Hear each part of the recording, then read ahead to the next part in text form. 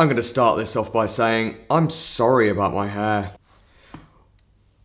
Every time I keep on going to speak, my light flashes me a little bit. I don't know what's going on. It's putting me off. What's happening, guys? It is Matt here from Sophisticated Obsession, and yet again we are back on the Lelabos. Woohoo! I know, some of you are probably getting sick and tired of, oh, Matt has uploaded a video.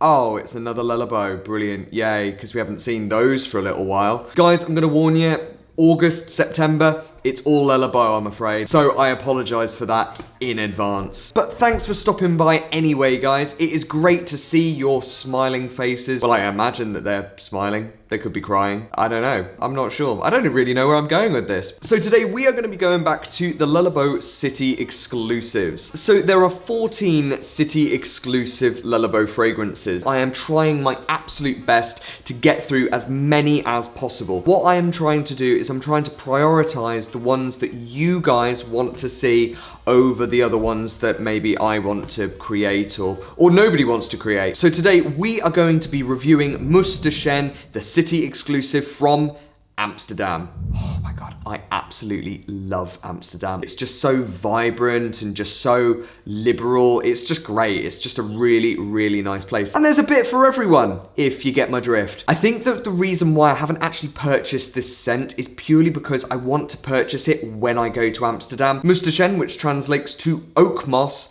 is the fragrance in question. I don't know if Labo have missed a trick here. I understand that Labo is like paying homage to French perfumery, even though it's a New York brand. But a lot of the names are in French. Like I did a review about the London exclusive Poivre, which translates to pepper. Why haven't they just called it pepper? Anyway, a very, very quick recap.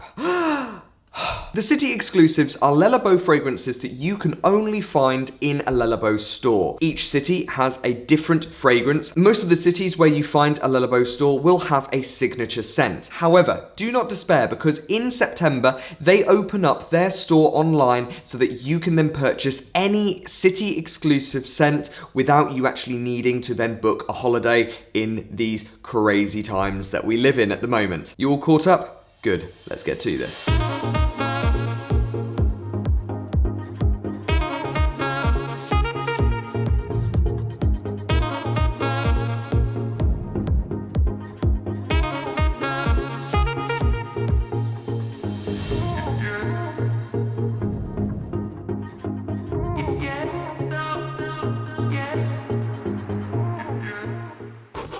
Love a bit of B-roll. Let's do this. So back in 2017 was when I really started to get into fragrancing in a big way. When I went into a store, it just so happened that they had started the city exclusive event in August. Mousse De Chene had only just come out that year, so that was the first one that I tried.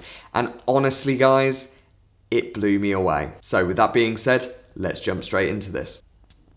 Instantly, when you spray it, this is a lot brighter than you would probably anticipate. It's very, very woodsy, but it's very fresh as well. There's a little bit of sweetness in here, which then just perks this fragrance up a little bit. And I think that that brings this fragrance a little bit more central. I wouldn't say that it is an overly effeminate fragrance. I don't think it is, but it certainly isn't heavily masculine. There are elements that I think some women would really like from this. There are some green notes here, but mainly what we are talking about are the strong woodsy elements like patchouli. It's not overly smoky in this, which I actually really like. I find that when patchouli is just overly smoky, actually the dry down just, for me personally, I'm not really a fan of. I just kind of smell like I've just had like a load of cigarettes and I don't even smoke. Whereas this patchouli is a lot softer, it's a lot more mellow, it's not overly smoky, but there is just a nice amount of sort of heat here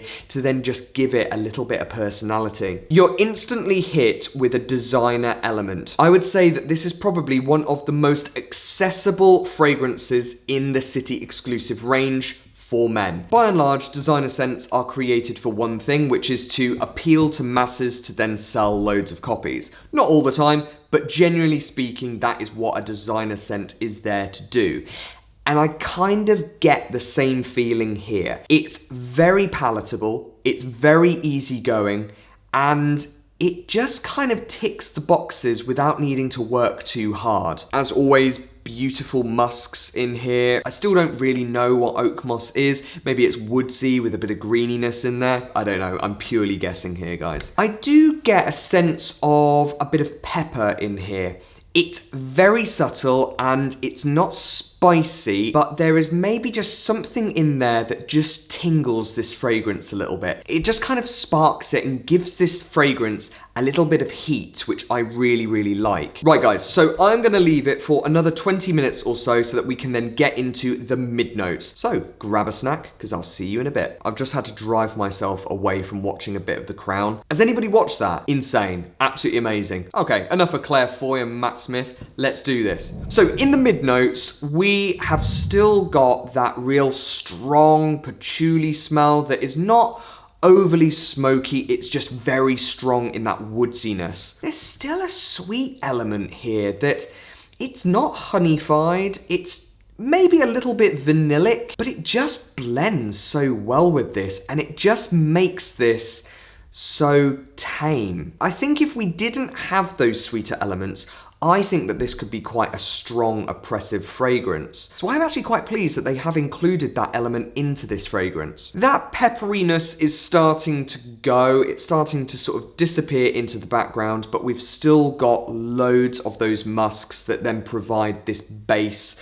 which I think works really, really well with all of the Labo fragrances. Off the top of my head, I can't think of a Labo fragrance that doesn't really use a lot of musks in the base. If you can think of any, then please comment down below and let me know, but I'm trying to rack my brain and I just can't think of anything. There is a sharpness in this somewhere, which I think some people might find this to smell a little bit synthetic. Personally, I really like it. I think that that sharpness then just makes this fragrance a little bit more zesty and brighter, but I can understand if some people think that this smells maybe a little bit chemically enhanced. So I'm gonna just skip chewing your ear off and we will skip straight into the base notes. Okay, so it's been about an hour after spraying this. The strong pepper note here has pretty much dissipated. The thing that I really get in abundance of is that very smooth patchouli, which isn't overly smoky, but it's also blending well with the sweeter elements that are thrown into this fragrance. It smells a little bit powdery in the dry down. It almost smells like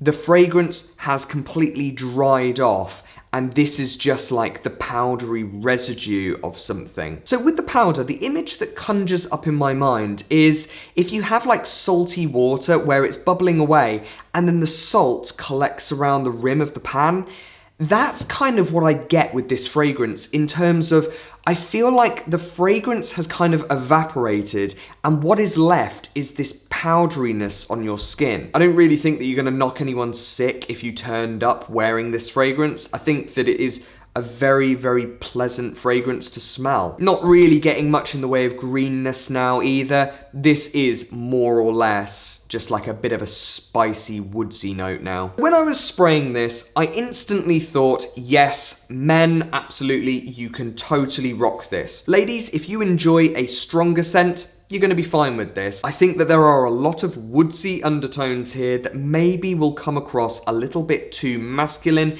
a little bit too strong for some ladies that maybe want more sort of floral or sweeter scents. Obviously, with the enormous price point of these city exclusives, I very much doubt that this is going to be your first ever scent that you buy. The performance, it's okay. I think that the longevity could have been better. I've had this on my skin for about an hour now. I know that it's not really gonna like fill up a room. The projection when you first spray it is very good, however. Certainly when you first spray it, I think you are gonna garner quite a lot of attention from this in a positive way. I think that this would suit a variety of different events and thus would then make quite a good signature scent. There's a freshness here which I think makes it a very good good daytime scent, but with those woodsy undertones and that really lovely dark patchouli in there, I think that this would work as a nice evening scent as well. For work, this is great because of the projection that I was talking about, where it doesn't overly project. And so therefore, you're not going to smoke out your colleagues if you are working in very close quarters. Overall, I like this because when I smell it, I do get a sense of Amsterdam here. It's just got a bit of a mix of everything, which is pretty much what Amsterdam is. Mousse De Chene 30 is traditional and progressive, just like Amsterdam when you think about it. And I do get that. So there we go, guys. That is my review of Amsterdam's Mousse De Chene 30. As always, if you are interested in hearing about a certain fragrance, then please let me know in the comments section down below of what fragrance you would like me to do next. If you really enjoyed this video, then please, please, please show your appreciation and give this the thumbs up, because that really helps me out. And also go out and check my Instagram to see what I'm getting up to on a day-to-day basis. If you have not done so already and you're feeling really, really supportive, then why not smash that big subscribe button? And that is everything. Hope you have an amazing day, whatever you are doing, and I will see you in the next one. See you later, guys. Bye-bye.